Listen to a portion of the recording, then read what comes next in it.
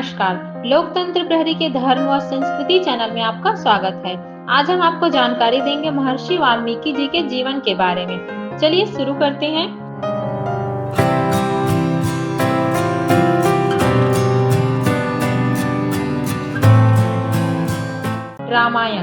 रामायण भगवान राम के जीवन पर आधारित एक महाकाव्य है जो सत्य, धर्म, कर्तव्य और आदर्शों का प्रतीक है। रामायण का महत्व हर युग और हर व्यक्ति के लिए प्रासंगिक है, क्योंकि यह हमें कठिन परिस्थितियों में भी सही मार्ग पर चलने की प्रेरणा देता है। महर्षि द्वारा रामायण की रचना की कथा बहुत प्रेरणादायक है और आध्यात्मिक। यह बताती है कि कैसे मानव हृदय की करुणा और सत्य का प्रभाव महान रचनाओं को जन्म दे सकता है। आइए इसे विस्तार से समझते हैं। महर्षि वाल्मीकि का वास्तविक नाम रत्नाकर था। उनका जीवन पहले एक डाकू के रूप में व्यतीत होता था। वे राहगीरों को लूटते और उनकी हत्या कर देते थे। एक दिन नारद मुनि उनके मार्ग में आए। जब रत्नाकर ने उन्हें लूटने की कोशिश की तो नारद मुनि ने उनसे पूछा कि यह पाप क्यों कर रहे हो। रत्नाकर ने उत्तर दिया कि अपने परिवार के लिए धन जुटाने के लिए ऐसा करता है। तब नारद मुनि ने उनसे पूछा, क्या तुम्हारा परिवार तुम्हारे पापों का भागीदार बनेगा? रत्नाकर ने अपने परिवार से यह प्रश्न किया, लेकिन परिवार ने इन पापों में भागीदार बनने से इनकार कर दिया। यह सुनकर रत्नाकर को अपनी गलती का एहसास हुआ।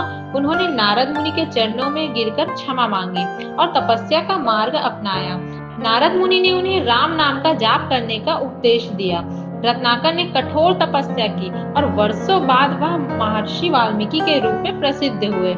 ऋषि वाल्मीकि अपने आश्रम में रहते थे और धर्म, सत्य और करुणा का पालन करते थे।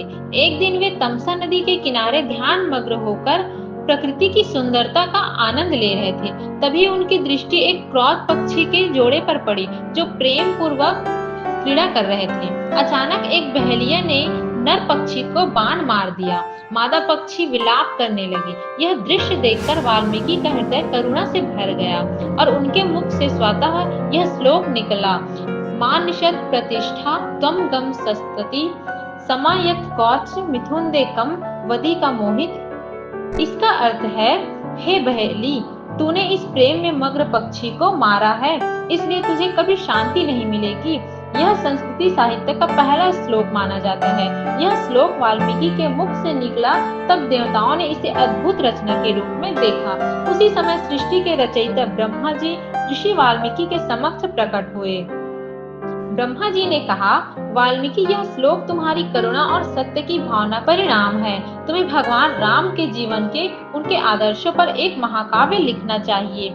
यह महाकाव्य धर्म, सत्य और त्याग का प्रतीक होगा और युगों युगों तक लोगों को प्रेरणा देगा। ब्रह्मा जी ने उन्हें आशीर्वाद दिया और यह भी कहा कि वे राम के जीवन की हर घटना को अपनी दिव्य दृष्टि से देख सकेंगे। ब्रह्मा जी के आदेश और आशीर्वाद के बाद वाल्मीकि ने ध्यान लगाकर भगवान राम के संपूर्ण जीवन को देखा। उन्होंने राम के जन्म से लेकर उनके वनवास, युद्ध और अंततः उनके राज्याभिषेक तक की घटनाओं को अपने काव्य प्रतिभा में समाहित किया। वाल्मीकि ने इसे 7 खंडों में विभाजित किया। बालकांड में राम और उनके भाइयों के जन्म से लेकर विवाह तक की कहानी है। अयोध्या कांड में भगवान राम के राज्याभिषेक की तैयारी से लेकर उनके वनवास तक की कहानी है। अरण्य कांड में भगवान राम का वन्य जीवन और सीता माँ और माता सीता के हरण की कहानी है। किष्किंधा कांड में भगवान राम की हनुमान और सुग्रीव से भेंट की कहानी है। सुंदर कांड में हनुमान जी के लंका प्रस्थान, लंका दहन और लंका से वापसी तक की घटनाएं आती है। लंका कांड में भगवान राम, हनुमान और वानर सेना का माता सीता को रावण के चंगुल से छुड़ाने का वर्णन है। उत्तर कांड में भगवान राम का राज्याभिषेक और माँ सीता के वनवास की घटना का वर्णन है। रामायण लिखने के बाद वाल्मीकि ने इसे शिष्यों को सिखाया। माँ सीता जी उस समय वाल्मीकि के आश्रम में थी। उन्होंने अपने पुत्र लव और कुश को भी यह महाकाव्य सिखाया। लव और कुश ने रामायण का गायन अयोध्या में किया। राम ने जब यह कथा सुनी तो उन्हें अपनी संपूर्ण जीवन यात्रा और आदर्शों का स्मरण हुआ। उन्होंने लव कुश को अपने पुत्रों के रूप में पहचाना।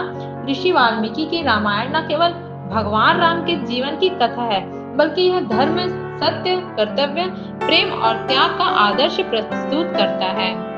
यह महाकाव्य सिखाता है कि सत्य और धर्म के पथ पर चलने वाले व्यक्ति को कठिनाइयों के बावजूद विजय प्राप्त होती है। अगर आपको यह जानकारी अच्छी लगी हो तो हमारे लोकतंत्र प्रहरी धर्म और संस्कृति चैनल को लाइक, शेयर और सब्सक्राइब करना ना भूलें। धन्यवाद।